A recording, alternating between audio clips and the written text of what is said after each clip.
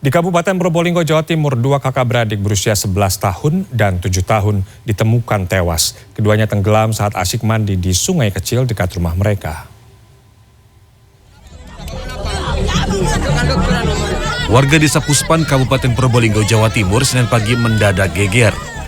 Dua bocah kakak beradik berusia 7 dan 11 tahun ditemukan tewas. Keduanya tenggelam saat bermain di aliran sungai kecil di dekat rumah mereka. Warga berupaya memberikan pertolongan darurat, tapi korban tidak tertolong. Keluarga korban menolak untuk visum dan langsung memakamkan kedua jenazah di pemakaman desa setempat. Sementara dari penyelidikan, korban mandi di sungai tanpa pengawasan orang tua. Sang kakak tewas setelah berusaha menyelamatkan adiknya yang tenggelam terlebih dahulu. Meski tergolong kecil, aliran sungai ini memiliki kedalaman hingga 2 meter. Kakak ini bermain di situ. Nah, pada saat bermain orang tuanya nggak tahu, dia masuk di gerujukan itu tenggelam. Nah, akhirnya meninggal dunia. Petugas mengimbau agar lokasi ini diberi tanda peringatan dan pembatas lantaran warga ramai berenang saat akhir pekan.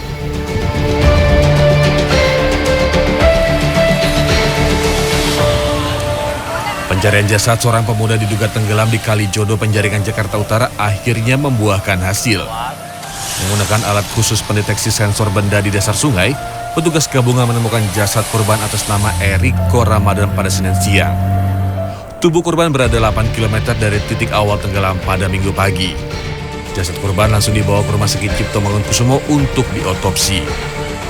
Pencarian dengan cara penyisiran dari LKP sampai dengan sejauh 10 km dari LKP. Korban atas nama Eriko berhasil kita temukan dengan jarak dari LKP itu 8 km.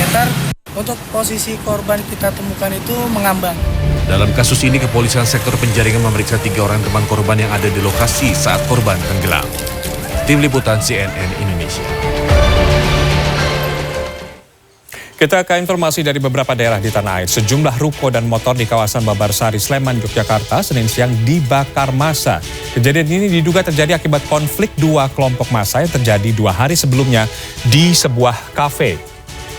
Ruko ini terbakar akibat konflik 2 kelompok di kawasan Babarsari, Sleman, Daerah Istimewa Yogyakarta. Selain ruko, sejumlah sepeda motor juga dibakar massa. Kejadian ini berlangsung usai salah satu kelompok massa mendatangi Polda DIY untuk meminta penjelasan kepolisian. Menurut Kapolres Sleman AKBP Ahmad Rifai, insiden ini adalah buntut keributan yang terjadi sebelumnya di sebuah kafe.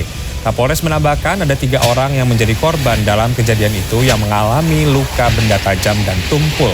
Sementara itu warga yang menjadi saksi mata menuturkan sejumlah kerusakan yang dialami. Polisi meminta massa untuk menghormati proses hukum yang sedang dilakukan. Satu keluarga mengalami keracunan pendingin udara mobil saat melintas di kilometer 40 tol Pekanbaru Dumai. Video amatir para korban ditemukan dalam kondisi lemas viral di media sosial.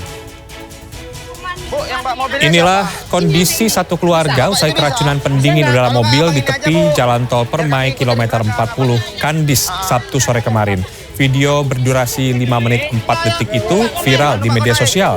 Para korban dievakuasi keluar dari mobil yang parkir di tepi jalan.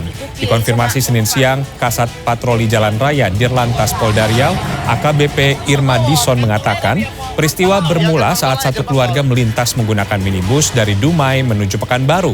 Sopir masih dapat mengendalikan kendaraan dan memarkirkan mobil di jalur darurat kilometer 40.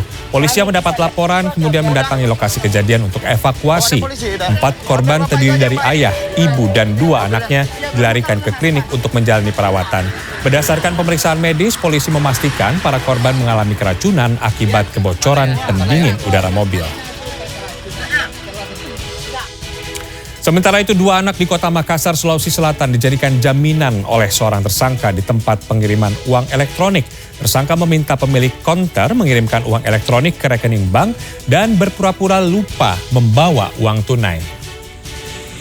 2 anak berinisial AD dan DW dibawa ke Mapolsek Rapocini usai menjadi korban dalam kasus penipuan di salah satu gerai kartu telepon seluler yang juga menjadi tempat pengiriman uang elektronik di Kota Makassar, Sulawesi Selatan.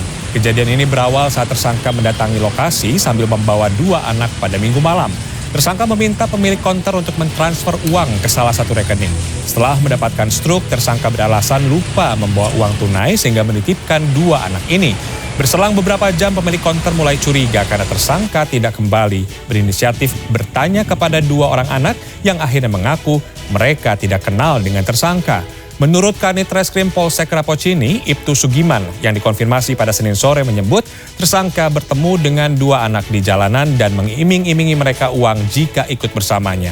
Kemudian tersangka melakukan aksi tipu-tipunya itu di sebuah konter HP dengan modus mengirimi uang elektronik ke sebuah rekening. Polisi melakukan penyelidikan dengan memeriksa rekaman CCTV di lokasi untuk mengungkap identitas tersangka.